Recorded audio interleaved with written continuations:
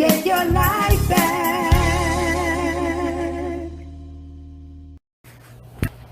So we're going to get introspective one more time. Hey, welcome to this next part right here. Yes, I got some more questions for you because I need you to think and go inside because I'm trying to pull out stuff. I want you to be at a different point in life when you finish this workshop. You open to all the revelations, all of the clarity that you're gaining from just being a part of this workshop. So I want you to have a different mindset. You're going to approach things differently. Okay. So we're getting introspective again, this time about our ambitions and our passions. So my first question is, what skills or knowledge are you developing? I kind of mentioned it a little bit before about what skills are being developed. What are you working on now? What's the skill that you want to improve on? Make a note of that. That's very important. Because it's like you're onto something. It's like me making my product line. I'm strengthening, and that's always an ongoing. Some of these things are going to be ongoing because you're always improving.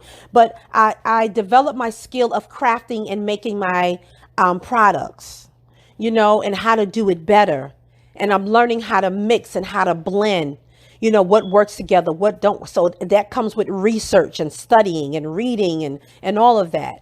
I'm developing that because I want to make more products. I want to make products that are more complex, So what skill are you, or either what knowledge are you developing, getting more insight on something? Next is how do you envision yourself doing? Well, I can say, what do you envision yourself doing within 3 to 5 years? And how do you envision yourself? I guess I made that twofold. What do you envision yourself doing within the next 3 to 5 years? I want you to get that vision because this is right. This is seeing the vision, writing it down and making it plain right in this little section right here as well. Some of you already saw yourself doing something, but I want you to, this is like your vision board because you're going to look at this and go, okay, I got to stick to the plan. I got to stick to the plan. And you can go back and revisit and look at that vision you saw. What it is, and write all of that down. If there was a secret, private passion in your life, what would it be? If there was a secret, private passion, sometimes you have private passions or even talent, hidden talent that you possess that you haven't really shared with anybody. It's something you do in your own time. It could be like writing a book. You may go home and write. A lot of people may not know that you have journals and books and notepads on things that you write about and things that you've learned in your daily life and experiences. And you like to go home and write about it or wherever you are. And you have your little notes. Maybe people don't know about that, but maybe you are the next best selling author. I'm just saying. So think about that secret, that private passion, because it may be time for you to show up with that private and secret passion so you can operate in it. No more hiding it again. What do you consider your role to be in your family, community, ministry, and friendship? I know I kind of asked that again. It's almost like the psychological questions you get when you apply for certain jobs or positions, and they kind of rephrase the question and reframe it.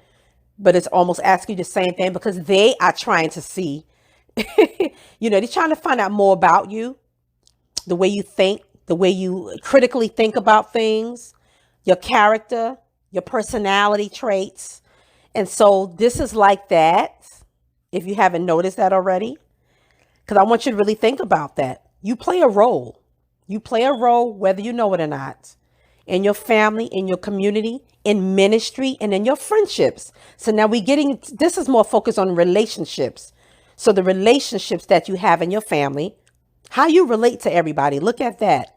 How do you relate to people in your community? Community don't have to necessarily be your neighborhood.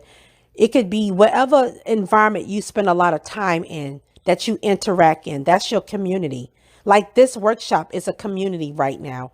Everybody's work is in the same journey, and it becomes a community of people with the same mindset.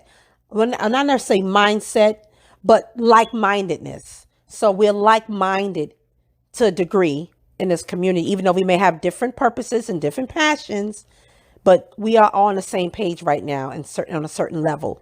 What's the relationships you have with ministry? What role do you play? And even in your friendships, what role do you play? Are you the peacemaker? You got to bring everybody together. Do you have a way of connecting people? It comes easy for you. Is you like a matchmaker, but with friendship and relationships? If you could devote your life to serving others, think about that. If you can devote your whole life or part of your life to serving others and still have the money and lifestyle you need, what would you do? How would it look? That's a big one right there. So like I said, if you need more time and space to write, of course you're going to need more time, because I'm kind of just going through this with you quickly. But when you start writing, if you need to turn the page or use extra piece of paper or notepad, do that. But I don't want you to have just on piece of paper. Use this journal and even a notepad for extra notes so you won't lose it. But if you could devote your whole life to serving others, what would that look like? What is it? Don't think about your obstacles, what you think are obstacles right now or barriers. I just want you to imagine, okay? What would that be? How would you serve people and still have the money you need to live the life you want? And the last question is, do you believe in God or in a concept of a higher power? If so, I want you to describe the most useful and empowering aspect of this spiritual relationship that you have. So say you believe in God. Describe what is empowering about that, your relationship with God. What is the nature of this relationship? How is it useful? What is the most usefulness you get out of it? And if not, then, what reference point do you use? Something that maybe inspire. It could be something or a person that inspires you. And then you can make notes on that, how they inspire you, what you get out of it, what they do for you. And so we finish in this part as well. Go ahead and get introspective before we move into the whole journaling of your personal thoughts and your reveals. And that you're going to do on your own anyway, basically. That's your own assignment. That's your own note taking.